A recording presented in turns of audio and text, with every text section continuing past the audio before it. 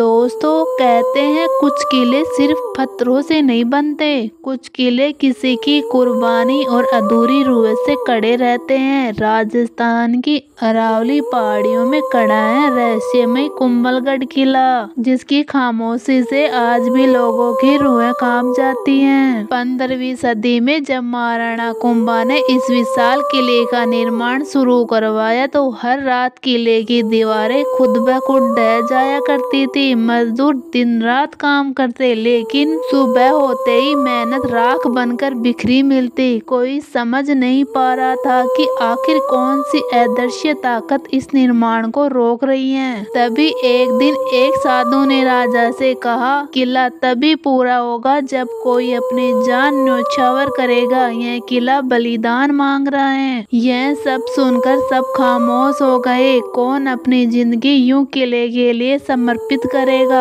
लेकिन तभी भीड़ में से एक व्यक्ति आगे आया, चेहरे पर अजीब सा सुकून और आंखों में अद्भुत चमक। उसने कहा, मेरे बलिदान से यदि यह किला हमेशा खड़ा रहेगा तो मुझे खुशी होगी। अगले ही दिन उसी व्यक्ति का सिर काटकर किले की नींव में रख दिया गया और उसी स्थान पर बनाया गया मुख्य द्वार, जिसे आज हनुमान पोल कहा जाता है, किला बनकर तैयार हुआ और दुनिया की दूसरी सबसे लंबी दीवार का हिस्सा बना। लेकिन कहानी यही खत्म नहीं होती। जो लोग रात ढलने के बाद उस द्वार के पास जाते हैं, कहते हैं कि वहाँ कदमों की धीमी धीमी आहट सुनाई देती है, जैसे कोई दीवारों पर नजर रख रहा हो। कई बार लोगों ने देखा है कि रात के अंधेरे में दीवारों के पीछे हल्की सी रोशनी झिलमिलाती है और अचानक गायब हो जाती हैं। लोगों का मानना है कि वह बलिदानी आत्मा आज भी किले की रखवाली कर रही है और उस द्वार के पास देर रात तक जाना अब भी मनाही माना जाता है। दोस्तों,